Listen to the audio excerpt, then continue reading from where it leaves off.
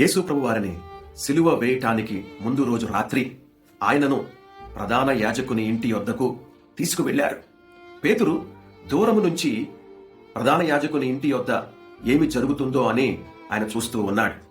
ఆ సమయంలో ఒక చిన్న ఆడపిల్ల పేతురు యొద్దకు వచ్చి, ఆ యేసుతో నువ్వు కూడా తిరిగావు కదా, ఆ యేసు నీకు తెలియదా అని అడిగితే పేతురు భయపడి ఆ యేసు ఎవరో నాకు తెలియదు అని చెప్పాడు. ఆ విధముగా 3 సార్లు భయపడి యేసు ఎవరో నాకు తెలియదు అని చెప్పాడు. ఇదే పేతురు 50 రోజుల తరువాత పెంతెకోస్తు దినము నాడు యూదుల మధ్య నిలబడి, అనేక మంది జనాంగము మధ్య నిలబడి యేసు ప్రభువారిని ధైర్యముగా ప్రకటించాడు. అపోస్తుల కార్యములు 2వ అధ్యాయము 36వ వచనము. పేతురు అంటున్నాడు, మీరు సిలువ వేసిన యేసునే దేవుడు ప్రభువుగా క్రీస్తుగా చేసెను అని ధైర్యముగా యేసు ప్రభువారి గురించి ఆయన ప్రకటించాడు.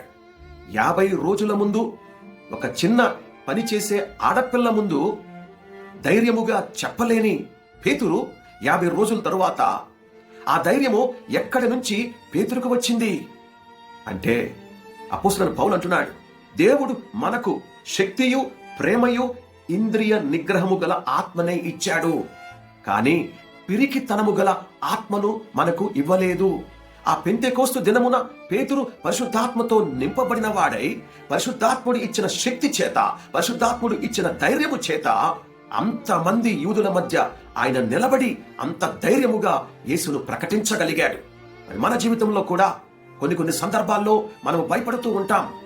ఆ భయము అనేది మనము పరిశుద్ధాత్ముడితో నింపబడితే మన భయాన్ని పరిశుద్ధాత్ముడు తీసివేస్తాడు, మనకి ధైర్యము కలిగిన ఆత్మను ఇస్తాడు. మనం అందరము కూడా పరిశుద్ధాత్మతో నింపబడదాం. పేతురులాగా అనేక మందికి క్రీస్తు సువార్తను పంచుకుందాం.